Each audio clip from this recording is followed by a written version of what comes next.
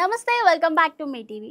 Ram Charan fans తో పాటు అన్ని వర్గాల ప్రేక్షకులు ఎంతో ఆసక్తిగా ఎదురు చూసిన గేమ్ చేంజర్ సంక్రాంతికి ప్రేక్షకుల ముందుకు వచ్చింది. కానీ ఆశించిన స్థాయిలో సినిమా ఆకట్టుకోలేకపోయింది.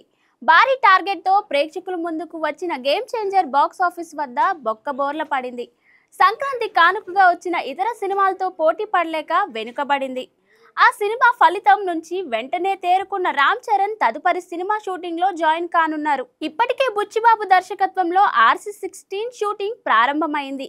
కీలకమైన 2 షెడ్యూల్స్ ను ముగించారు.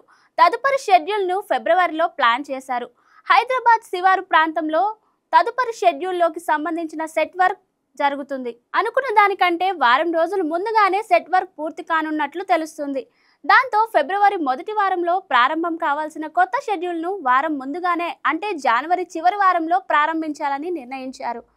రామ్ చరణ్ సైతం అందుకు ఓకే చెప్పారట.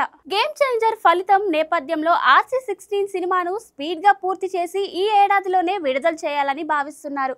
బుచ్చిబాబు అందుకు తగ్గట్లుగా జెట్ స్పీడ్ తో ప్రొడక్షన్ వర్క్ చేస్తున్నారని టీం మెంబర్స్ ద్వారా సమాచారం అందుతుంది.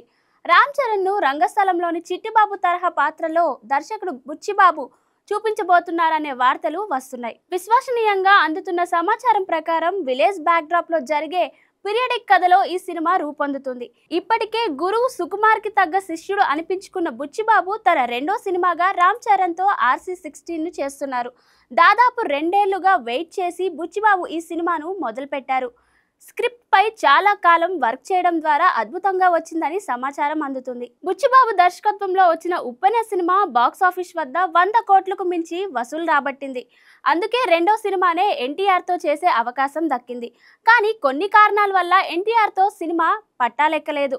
దాంతో రామ్ చరణ్ తో బుచ్చిబాబు సినిమా మొదలుపెట్టారు. దేవరా సినిమాతో టాలీవుడ్ లో అడుగుపెట్టిన అతిలోక సుందరి శ్రీదేవి వారసురాలు జాన్వీ కపూర్ ఈ సినిమాలో రామ్ చరణ్ కి జోడీగా నటిస్తున్న విషయం తెలిసిందే. సినిమా గురించి ఇప్పటి వరకు అధికారికంగా ఎలాంటి పోస్టర్ ను విడుదల చేయలేదు. చరణ్ బర్త్డే సందర్భంగా సినిమా నుంచి గ్లింప్స్ లేదా టీజర్ ను విడుదల చేయడంతో పాటు టైటిల్ ని అధికారికంగా ప్రకటించే అవకాశాలున్నాయి. మరికొన్ని మూవీ అప్డేట్స్ కోసం చూస్తూనే ఉండండి మీ TV. Please like, share and subscribe. Thank you.